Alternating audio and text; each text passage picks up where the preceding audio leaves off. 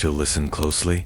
When darkness wraps the world and dreams begin to stir, you've arrived at the right place. Welcome to Between Dreams and Shadows, the sanctuary of stories that live between sleep and the unknown. Here, every tale is more than a story. It's a portal to hidden worlds, forgotten secrets, whispers from beyond, and shadows that speak as your eyes begin to close. If you're drawn to mysteries, haunting legends, and stories that send shivers down your spine, this channel is your new nighttime ritual. Before we begin, I invite you to become part of this growing nightbound community. Subscribe now and turn on the notification bell so you never miss a tale. New stories drop regularly, always under the veil of night.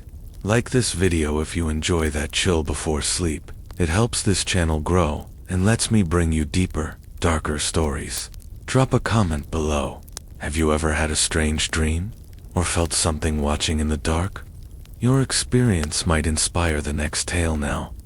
Take a deep breath, turn off the lights, leave the world behind, and get ready to drift between dreams and shadows. Setting the atmosphere. The first time I saw the mirror, it wasn't in the real world. It was in a dream, one of those hazy, distinct ones that cling to the edge of sleep like a spider's thread, shimmering and delicate, but hard to remember clearly when you wake. I was standing in a hallway that didn't belong to me. The walls were tall, stretched unnaturally, their wallpaper curled and yellowed, like something rotting from the inside. The air was cold but dry, as if no one had breathed in that space for decades. I could hear my footsteps, too loud against the wooden floor, echoing even though the hall felt far too narrow for echoes to exist. At the end of that hallway was a mirror.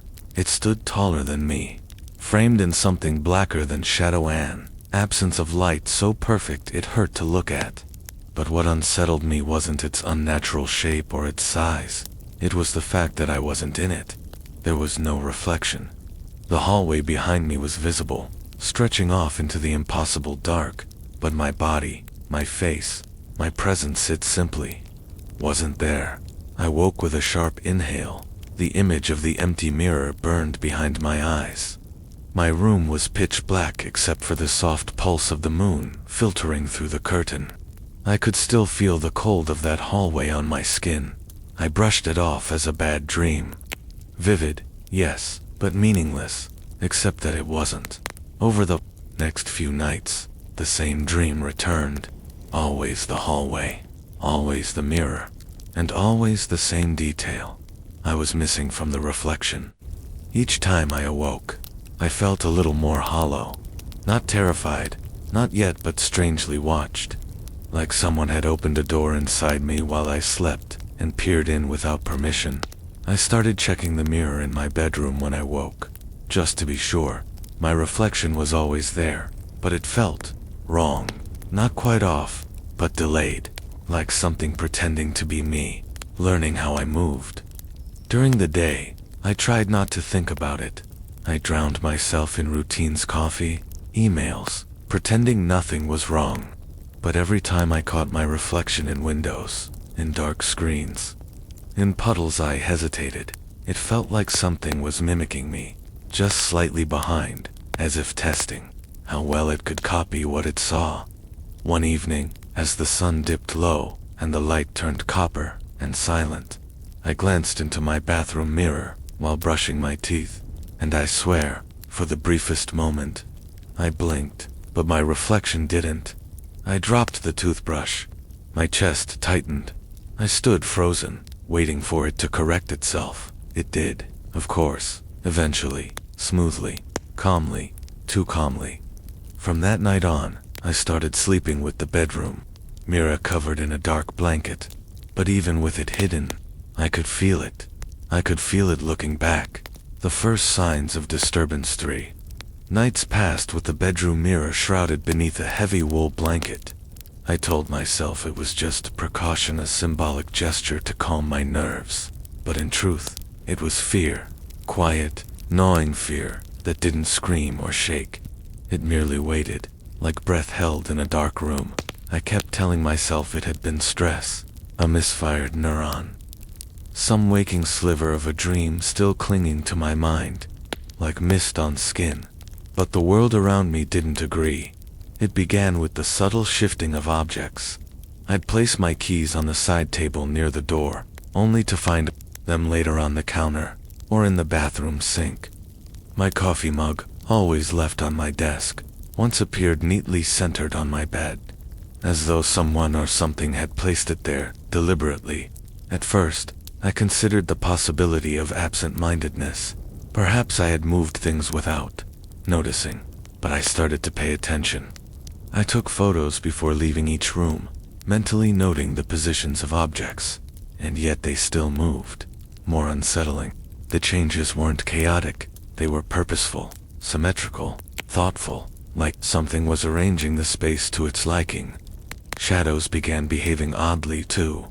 During the daytime, when sunlight poured into my apartment, they lingered too long in corners they had no right to occupy. The shadow cast by a lamp would stretch a bit too far, bending around the wall as if peering at me. I started catching shapes in my periphery, tall, thin shapes that vanished the moment I turned. At first, I thought it was my reflection again, playing tricks. But I had covered every reflective surface I could find. Even the screen of my TV now sat draped in a gray cloth. Despite that, the presence remained. The nights were worst. I'd wake up suddenly, not from a nightmare, but from a sensation, a shift in pressure, like someone had entered the room. The air would feel thick, heavier than before, and silence would hang like a veil over everything.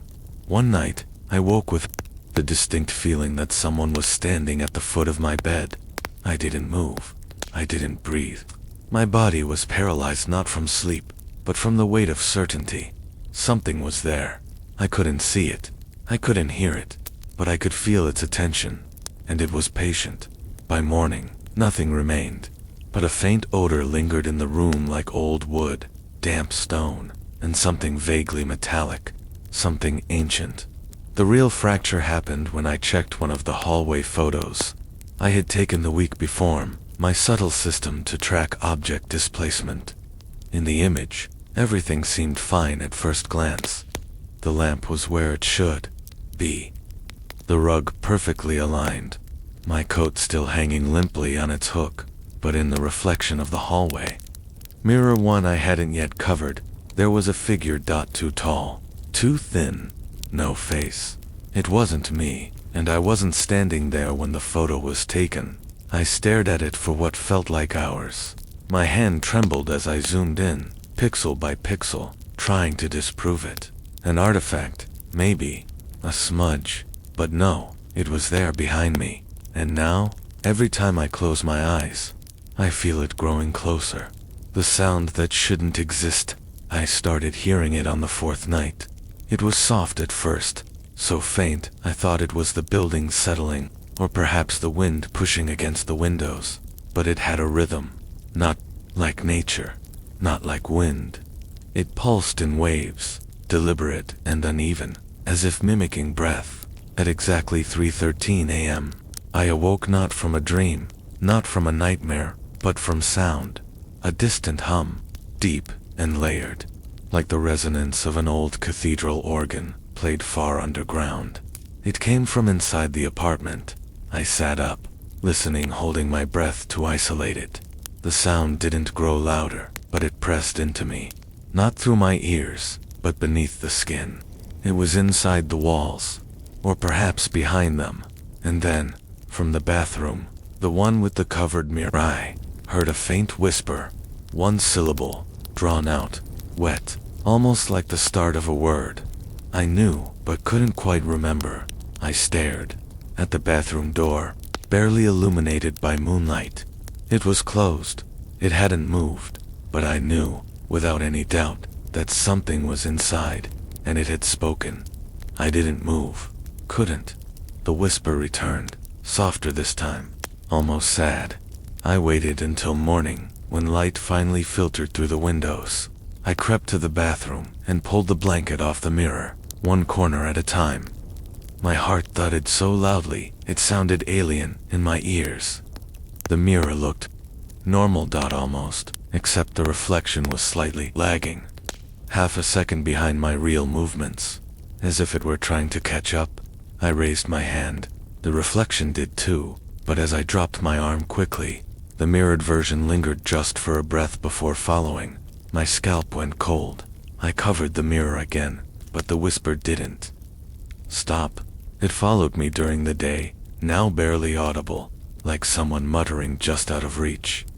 In the shower, in stairwells, once, even through the static of a detuned radio I hadn't touched in years. It would start low, like someone clearing their throat in the distance, then dip into something guttural and inhuman before vanishing again. And the hum, deeper than before, started pulsing through my apartment's vents at night. I placed my hand near the metal grate once, and could feel a subtle vibration, like a voice traveling through miles of underground tunnels. I started recording the sounds. I wanted proof. I left my phone on while I slept, mic aimed toward the bathroom. When I listened the next morning, the audio was mostly silence until 3:13 a.m. Then came the hum, then the whisper, and then a second voice. Low, cold, almost metallic, speaking a word I couldn't understand. Not English, not anything I'd ever heard, but it felt ancient, like it predated language itself. I froze. And then, at the very end of the recording, a single phrase whispered in perfect mimicry of my own voice. "Why are you hiding from me?" The voice was calm, patient, almost amused, but beneath the calm was something else, something vast and old, something intelligent, and it knew I was listening. The presence without a face there. Something uniquely horrifying about being watched when no one is there. Not just paranoia, not imagination, but a presence invisible, unmistakable, that wraps itself around you like static cling. Impossible to brush off. It began to linger during the daytime now. I'd be sitting at my desk, working, trying desperately to focus on something, anything that wasn't the mirror or the whispers or the thing in the audio file, and I'd feel it. That pressure behind me, that too long stare you feel in a crowded room, only this was in an empty apartment. I turned, always nothing. But one morning, as I walked past the hallway mirror still uncovered from the day before, caught something. Not in the mirror. Out of the corner of my eye, a ripple in the air, like heat rising off pavement, but with weight, density, a shimmer that bent the light unnaturally. It vanished the moment I turned to face it directly. I stood frozen, breathing shallow, the silence around me to complete. Even the street outside had gone still. I started walking through my apartment with my phone's camera on, filming over my shoulder, as if the screen might reveal what my eyes could not. I watched the footage obsessively each night. Most of it was normal, still, quiet, until I reached the 10th video, at precisely the moment I passed the hallway mirror. The footage glitched, a brief distortion, a flicker of static, but only within the mirrored portion of the screen. In that flicker, frame by frame, I saw it, a figure. Tall, slender, head tilted slightly, as if curious, but no face, not even emptiness, just nothing. A smooth void where eyes and mouth should be, as if identity had been carved clean away, and in the very next frame, it was gone. My breath caught in my throat, my ears rang, my skin crawled with the sensation of being peeled away from within. I deleted the video, then emptied the trash folder, but I still see it in my mind. I still feel it. Where subjects began moving while I was watching, not displaced over time. No, they shifted while I stared at them. A pencil rolled across the table of its own accord. A cupboard door opened half an inch and stopped, as though it wanted me to see. Once, I placed a candle on the windowsill and stared at it for 20 minutes, trying to focus, to catch it moving. And just when I blinked, it fell to the floor, unlit, unbroken, but repositioned perfectly in the center of the room. It wasn't trying to scare me. It was testing me, and it was growing bolder. The whispering had become more frequent. Sometimes it sounded almost kind, comforting, like it knew I was lonely. Other times, it whispered in gibberish deep and harsh and wrong, like bones grinding in wet leaves. But the worst part was that I was beginning to lose track of what was real. I caught myself pausing in front of the mirror, staring not at myself, but at what might be watching through it. I caught myself whispering back just to see if it would answer. And one night, it did. In the silence between midnight and morning, I whispered into the mirror, "What do you want?" The answer came without hesitation, not from my reflection, but from somewhere inside the glass. "To see what you see." That was the moment I understood. This wasn't a haunting. This was a study, something faceless, formless was trying to understand me, mimic me. And the more I looked, the clearer it became. I wasn't watching it through the mirror. It was watching me through its own. The unspoken warning, there's a threshold in every story, every descent into madness, where the unknown stops hiding and begins to gesture not overtly, but deliberately. This was that threshold. I began to notice a pattern. The disturbances, the sounds, even the timing of the whispers, they weren't random.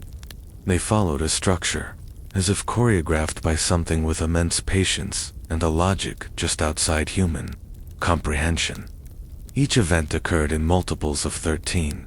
3:13 a.m., the hum began. 13 minutes later, the whisper. 13 steps from the mirror to my bed. 13 flickers of static on the hallway light before it stopped working entirely. I even found 13 identical scratches behind the framed photograph of my parents, a picture I hadn't touched in years. I didn't remember placing it upside down. I didn't remember scratching it at all, but there was more. The faceless presence had begun leaving clues, not spoken, not written, impressions, symbols, subtle shifts in my environment that seemed meaningless until I stepped back and looked from a wider perspective. The first clue came through the condensation on my bathroom mirror. After a long, hot shower, I noticed a shape had emerged in the fog, barely visible. A spiral, jagged and uneven, drawn by something not quite human. I wiped it away, unsettled. The next day, it reappeared, identical, precise, not something drawn by chance. That night, I dreamed of the spiral only. It wasn't just a symbol. It was an opening, a tunnel, a coiled passage of flickering glass and murky shadows, endlessly folding inward, and something at the center, watching, always watching. I woke with blood on my fingertips. Not a lot, just enough to notice. Just enough to realize I had traced the spiral on the wall in my sleep over and over again. 13 spirals, each one darker than the last. I started sleeping, less not out of fear, but out of need. The clues were accelerating, aligning like puzzle pieces, as if urging me to reach a conclusion I didn't yet understand. They weren't threatening, exactly. They were invitations. The whispers grew clearer, not words, but intentions. I could feel them, suggesting, directing. One evening, as I stood in the hallway staring into the covered mirror, I felt the strongest urge yet to remove the cloth, to expose it, to let it breathe. I end single quotes, T, instead. I placed my hand on the thick blanket covering the glass, and it pushed back.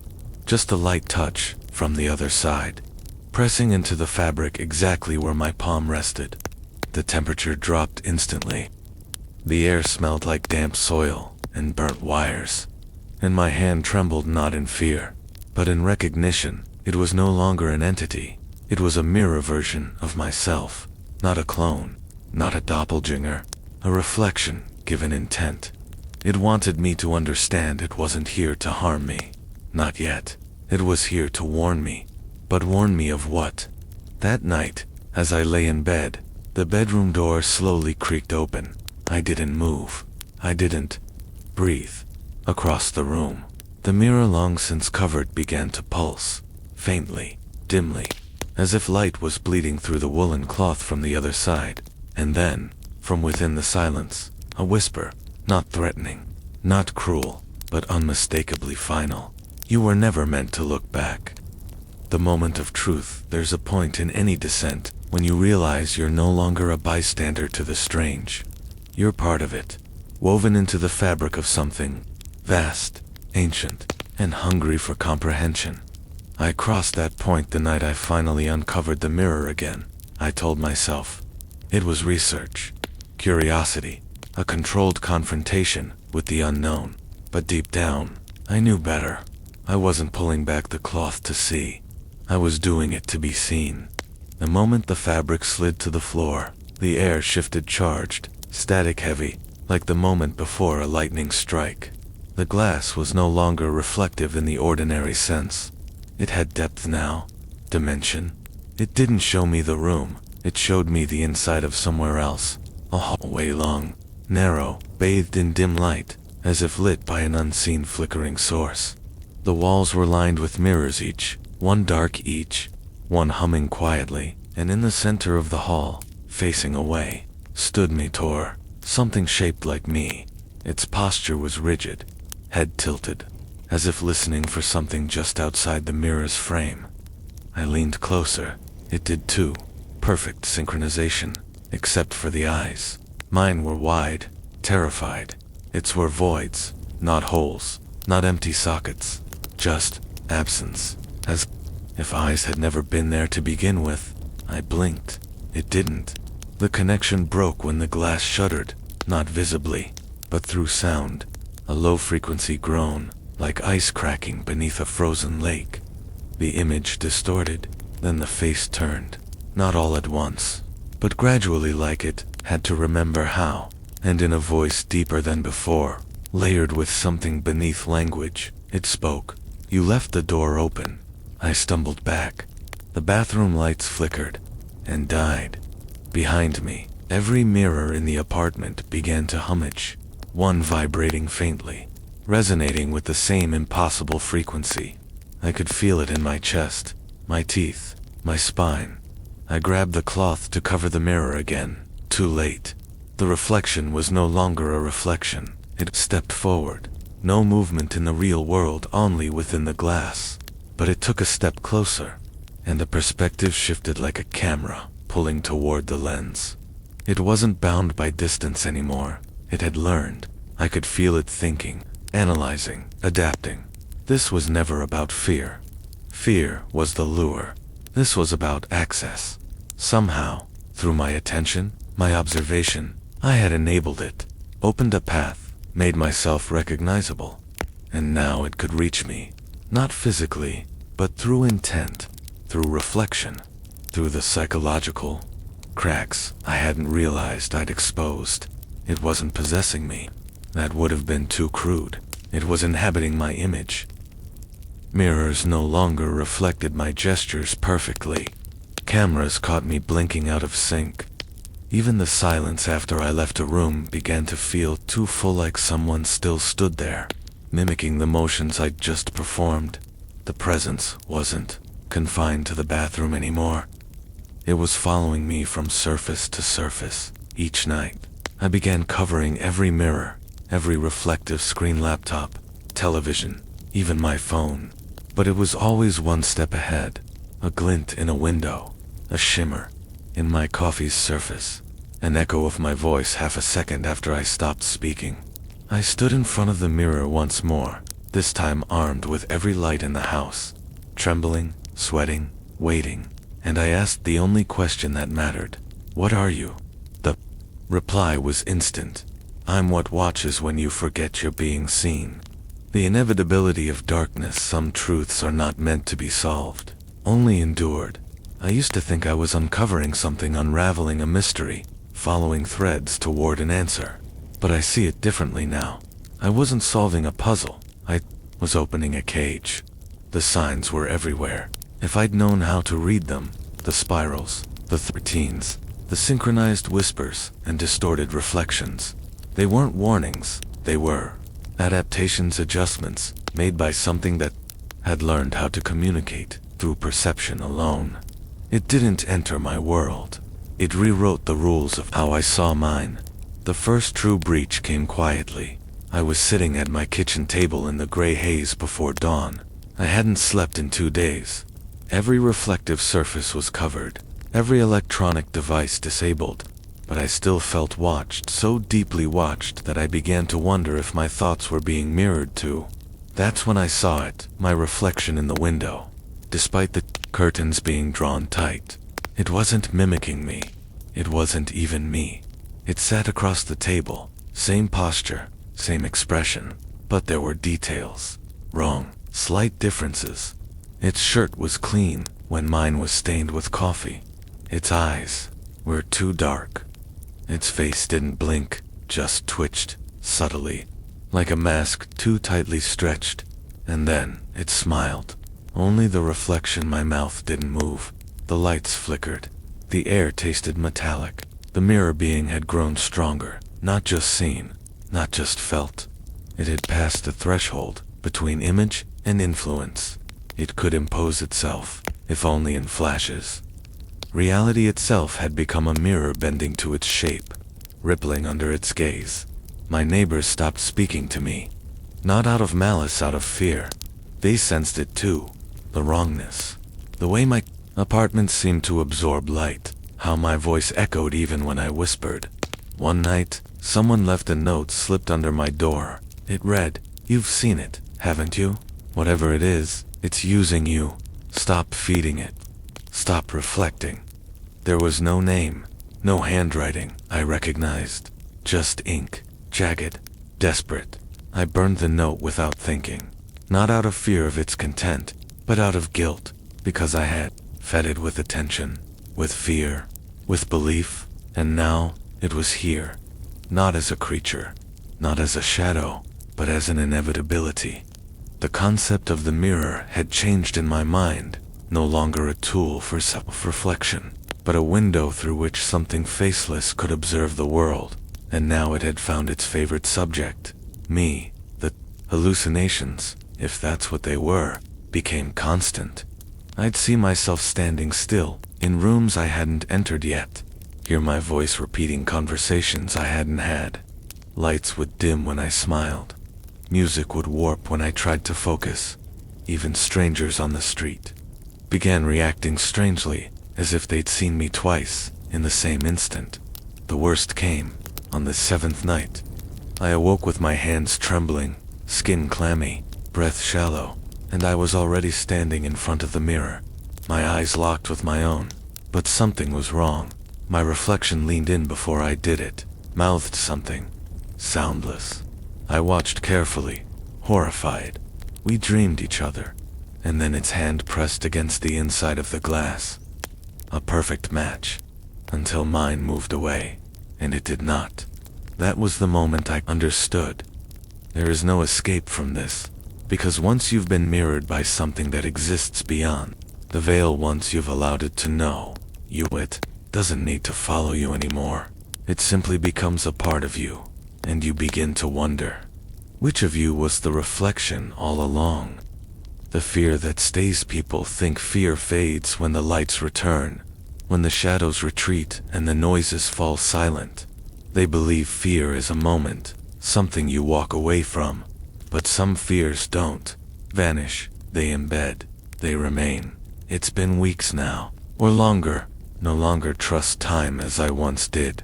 Clocks stutter, days blur, and I've stopped seeing my reflection entirely. Not because I've hidden it, but because it hides from me now. Or, perhaps, it no longer needs to look, because it knows me. The mirror is still there, uncovered, always uncovered. But when I walk past it, it shows only a faint shimmer, like looking through old water.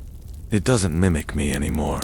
It waits, like an eye, blinking very slowly, as if storing energy for something inevitable. I've stopped speaking in front of it. I've stopped thinking near it, yet I still feel the pull. And sometimes when I wake in the middle of the night, heart pounding, with the echo of a dream I can't remember, I find myself facing it, not walking, not choosing, just standing there, breathing. And I always ask myself the same question. Did I walk there, or was I led? The spiral shows up more often now in places it shouldn't be. Scratched into fruit peels, drawn faintly in dust on my shelves, even forming in puddles when the rain hits the pavement. Just right. 13 spirals in the kitchen, 13 in the clouds, 13 in the patterns. Behind my closed eyelids, every time I think I've found its source, its anchor, it moves, like a parasite with no body of its own, nesting instead in concepts, patterns, and guilt. I don't feel alone anymore, but it's not comfort. It's presence, a calm, unblinking, eternal presence.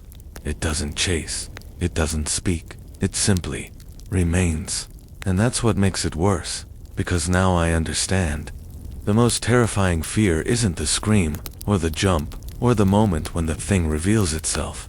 It's when nothing happens, when the room is quiet, when the air is still, when every instinct in your body tells you something is wrong, but there's no proof, no movement, no sound, no shadow, just a mirror, waiting. The final truth isn't that something found me, it's that I called to it, not with ritual, not with blood, with attention, and now, I see it everywhere, not as a monster, not as a shape, but as an absence. The hollow silence in a laugh, the flicker in a friend's eye when they look past you, the slight delay between your movement and its reflection, a mirror behind you in a darkened hallway, a shimmer in your screen right now, because I dreamed of a mirror and now I can't stop seeing it, even when I close my eyes, especially then. Could you sleep after hearing this? What do you think really happened? Let me know your thoughts in the comments and, if you dare, explore another tale before bed. Sometimes, it's not the story that follows you into sleep, but what it wakes.